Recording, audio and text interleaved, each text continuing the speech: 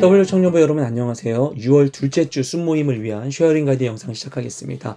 이번에 순모임에서 나눌 말씀은 고린도전서 15장 50절부터 58절까지 말씀입니다. 고린도전서 15장은 소위 부활장이라고 불려집니다. 왜냐하면 부활에 대한 이야기를 나누고 있기 때문이죠.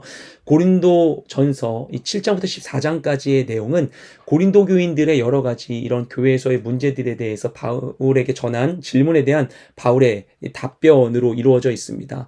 그에 이어서 마지막으로 바울은 부활에 대한 이야기를 전합니다.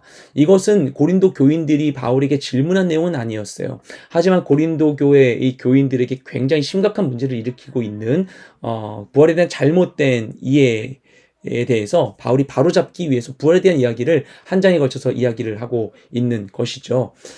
고린도 교인들은 본래 이제 헬라 철학의 영향을 깊이 받았던 사람들입니다. 헬라 철학은 영과 육을 완전히 구분하고 너무나 다른 것에 대한 이 극심한 이원론의 바탕을 두고 있었습니다. 영적인 것, 영은 굉장히 귀한 것이고 육적인 것은 굉장히 천하고 필요 없는 쓸데없는 것으로 치부하고 있었습니다.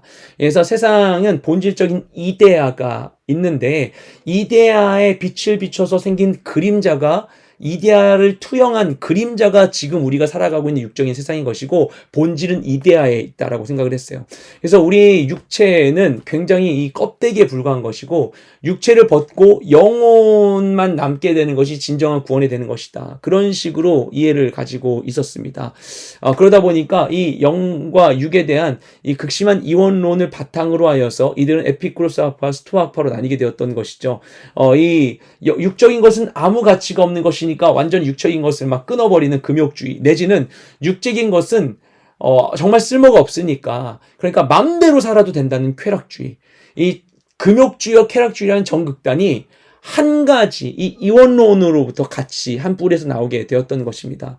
그러다 보니 이로 인한 이 쾌락주의가 로마 지역에 굉장히 팽배해 있었고 그래서 로마 지역이 아니라 고린도 지역에 굉장히 팽배해 있었었고 그러다 보니까 고린도화하다라는 말 자체가 굉장히 방탕하고 이런 그런 쾌락적인 삶을 의미하는 관용적인 표현이 되었을 정도로 고린도 지역은 이로 인한 이 쾌락주의에 매우 병들어 있었고 그것이 성도들의 삶에도 영향을 미치고 있었습니다. 그래서 바울은 이들을 향하여서 부활에 대한 제대로 된 사실이 무엇인지를 분명하게 전하고 있는 것이죠. 우리가 사도행전과 서신서들을 보면요. 부활을 전한다는 것이 복음을 전하는 것과 거의 동격으로 사용됩니다. 왜냐하면 그 당시에 이 초대교회 가운데 헬라의 영향으로 인하여서 육체의 부활을 경시하고 육체의 부활을 막 부인하고 그것을 되게 값어치 없는 것을 여기는 사람들이 많이 있었기 때문이에요. 예수가 메시아인데 그렇게 대단한 사람이라면 어떻게 예수가 부활 따위를 해? 뭐 이런 식의 생각을 하는 것입니다. 그러다 보니까 이들의 잘못된 사고를 바로잡기 위해서 부활에 대한 이야기를 꼭 전해야만 했고 또한 부활이 우리 성도들이 이 예수님의 십자가의 구원하심을 온전히 입게 될 그 완전한 구원의 이 부활의 이 구원의 이런 생명의 이런 것의 완성이 바로 부활로 우리 가운데 주어지기 때문에 부활에 대한 소식을 전해야만 했었던 것이죠. 그것은 지금 우리에게 있어서도 마찬가지입니다. 오늘 말씀에서 바울이 이야기한 바는 아주 간단합니다.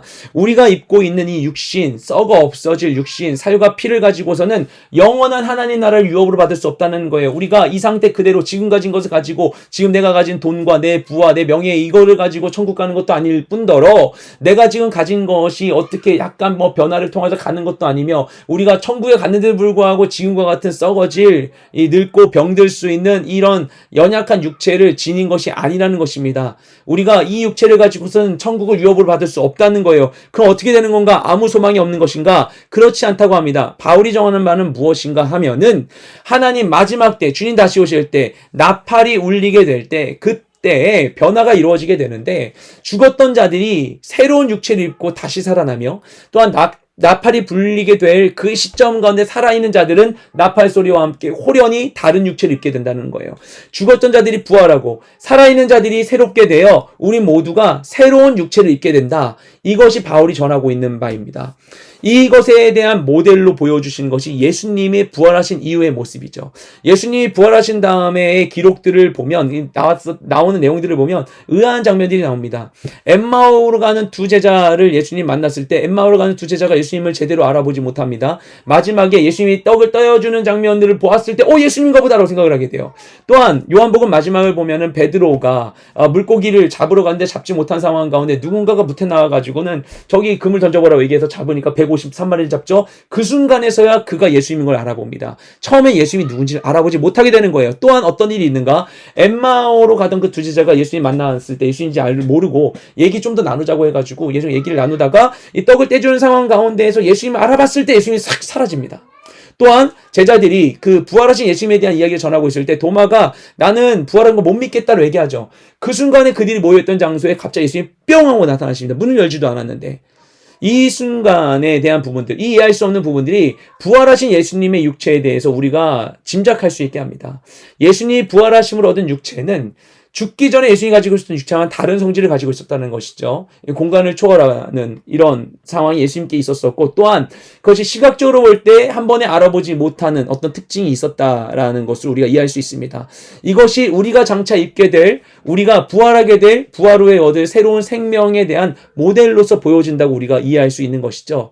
성경은 그것을 분명히 얘기하고 있습니다. 우리 모두가 다 이 육신이 아닌 새로운 육체를 얻고, 우리가 육체를 벗고 그냥 영으로 존재하는 것이 아니라 우리가 육체를 가지고 온전한 생명을 제대로 누리게 될 텐데, 그때는 우리가 새로운 육체를, 새로운 생명을 얻게 될 것이다. 예수님이 그것에 대한 첫 열매, 부활의 첫 열매가 되어 주셔서 우리가 얻을 부활에 대한 소망이 되어 주셨다라는 것이 성경이 우리에게 이야기하는 바입니다. 그것이 우리에게 무엇을 의미하는가? 그것으로 인하여서 우리는 완전히 사망과 작별하게 된다는 거예요. 우리 인간이 아담의 죄로 인하여서 벗어날 수 없었던 죄로 인한 사망에 대한 것, 우리가 언젠가는 사라진다는 것, 우리가 쇠한다는 것, 멸망한다는 것, 벗어날 수 없는 죽음이라고 하는 굴레로부터 우리가 완전한 자유에 이르게 된다는 것입니다. 우리가 부활한 새로운 육신을 얻게 된다는 것은 우리가 더 이상 사망에 아무런 관련이 없는 자들이 된다는 것이에요. 그것은 바로 이 사망의 종언을 고하는 것이죠. 사망이 멸망, 사망이 사망하는, 사망이 끝나는 순간이 우리에게 오게 된다는 것입니다. 그렇다면 우리는 어떻게 살아야 하는 것인가? 결국 사망이 무너질 것이며 나를 힘겹게 하는 모든 문제들로부터 완전한 자유에 이르게 될 것이라는 그 믿음, 소망을 가지고 우리가 오늘 안에 살아야 되는 것이죠. 영원한 하나님 나라를 꿈꾸며 영원의 가치 안에 오늘을 바라보며 살아야만 하는 것이죠. 그렇게 할 때 헬라 사람들은 모든 것이 사라질 거라고 생각하니까 마음대로 살았어요. 하지만 영원한 삶이 우리 가운데 예비되어 있고 우리가 영원한 육체를 입게 될 것이라면 오늘의 순간도 영원에 대한 가치 가운데 새롭게 조명해 보아야 하고, 또한 오늘의 순간을 통해서도 우리가 영원을 꿈꾸며 영원한 가치 있는 일을 해야만 할 것입니다. 주님, 우리 가운데 허락하신 주님이 그냥 이루실 것이라면 우리에게 부활, 영원 이런 것 알려주지 않았겠죠. 근데 이 순간 우리에게 부활에 대해, 영원에 대해 말씀하신 이유는 이것을 우리가 기억하도록 하시기 위함일 것입니다.